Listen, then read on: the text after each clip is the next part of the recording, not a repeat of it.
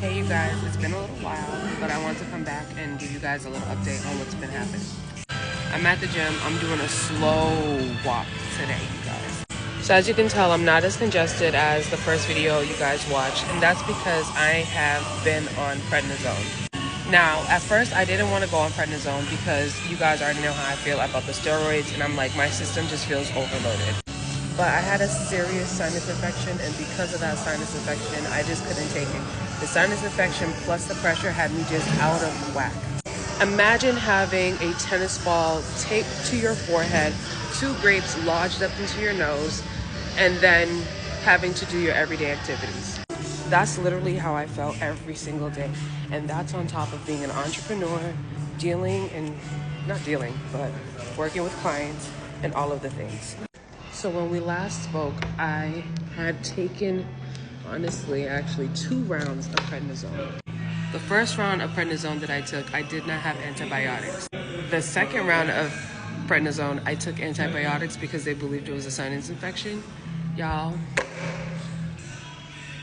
first of all, you already know. If you don't know, antibiotics are just crazy.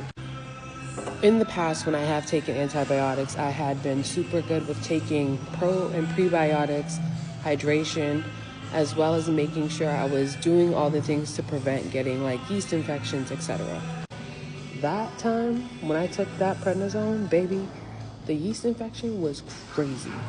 And I feel like I want to share that part. Most people would have been like, girl, you don't gotta be telling people that. No, I gotta tell people that because you need to be prepared. I felt like my body's immune system was just like going through it.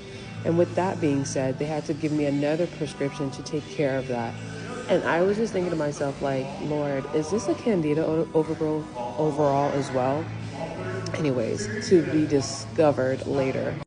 But on my wild hunt, because you know when you're going through stuff, you start scouring through TikTok, you be finding out a whole bunch of other things. Some of these things I feel like were revealed to me in the past, but every time I would start the journey of it, something else came up.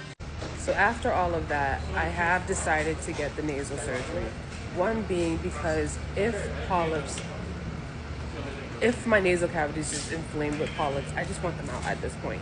And then on top of that, I do have a deviated septum, and I want to get that adjusted and corrected. Now, am I happy about getting this nasal surgery? Would I want it? Like, do I want it? No. Who wants surgery? Nobody wants surgery. But I'm willing to trust God on this process with my healing, with my nose, with all the things, because, girl, it's my life. You know what I mean? I do want to share with you guys some of the things I have been using to rinse my nose, though. It's like more holistic. And I'll attach it right here. Hold on, girl. I'm trying to get it. I've been doing this. Literally tons of supplements. But I'll give you guys a better video of all the supplements. But the things I want to really mention is that I increased my vitamin D, started taking iron supplements, as well as more vitamin C. And I feel like my body has tremendously loved that process.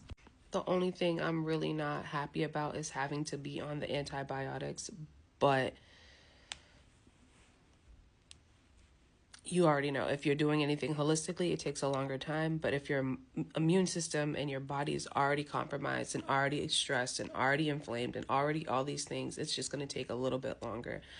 And I just needed to have not a fresh start, because this didn't feel like a fresh start when it happened. It honestly felt really ghetto, but here we are. So yeah, 2 rounds of prednisone, 1 with antibiotics, along with something else to treat the yeast infection. And now I am a couple of weeks away from my operation, and I am trying to do everything that I need to do in order to be ready for my operation, especially the post-surgery journey. Now, I know in my pre-op, I will probably be talking with my doctor about the things I can do after my surgery. And I know there's nasal sprays that are steroids, injections, and all these kind of different things. And I'm really praying that God will just give me clarity and peace and what to do. But I am excited about just having a new inside. I do want to show you guys what the polyps were looking like before, the most recent before and then what my nose is looking like right now, because I have double airflow. Like last night I slept with my mouth closed. Like the last couple nights I've been sleeping with my mouth closed, all of the things. And if you ever had nasal polyps or any sinus issues, you already know, like, being a mouth breather is just, like, nobody wants it. Like, nobody wants it. So I'm going to insert a clip of my nose before. And I remember I was at my friend's house and I had them looking into my nose and they were like, oh my goodness, like, where does it start? And I was like, it could start up here. It could start back here. I don't know where it starts. But let me insert those clips because you guys want to see it too.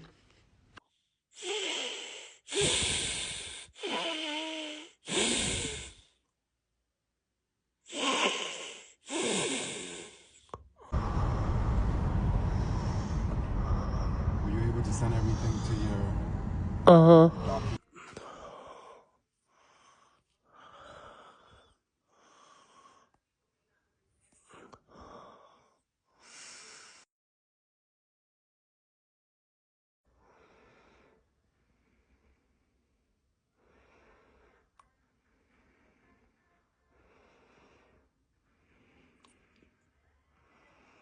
I also want to give you guys a little more context on why I went for my second round of prednisone. I was experiencing crazy sinus pressure, especially in my teeth, to the point where I also felt it in my ears.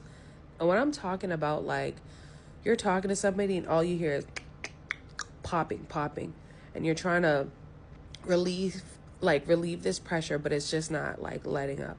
Teeth pressure, I mean, like, all here was just in pain, then all up here. So I'm just like, how can I do these weddings, do my clients, be social? Because y'all know I like to yap, and if you didn't know, baby, I love to yap. And so it's like, how do I function, like, with all of this? And I tried to even explain that to my husband. Like, I'm like, I wake up with so much pain that it's a miracle that I'm even getting done what I'm getting done, like, for real. Know your body, be prayerful, you guys, because when you're going through this kind of stuff, it's like everybody's gonna have an opinion, but you need to know what God says for you and what's your portion. I mean, I'm not always, like, a fan of these medications, but I do know that these medications have saved my life, especially if you've ever dealt with asthma, especially if you've ever felt like what I felt. Like, it'd be unbearable, baby. Like, it really do. But you also have to do your part as far as taking care of your body and being a good steward and getting back to a good baseline. And I think that's where I'm at in my life right now. I am trying, and I am getting back to what a good baseline for me is. And a good baseline for me is also dropping like 40 pounds. Like, I am 185. That is beyond me. I never thought I'd be this weight again. Almost pushing like 190. I've never been like this. And I know a lot of you guys are gonna be like, it doesn't look like that. Yes, but it feels like that in my body.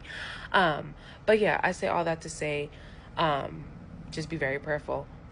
And also, I am gonna do another video where I kind of talk about the supplements, the herbs, and the things that I've been taking along on this journey.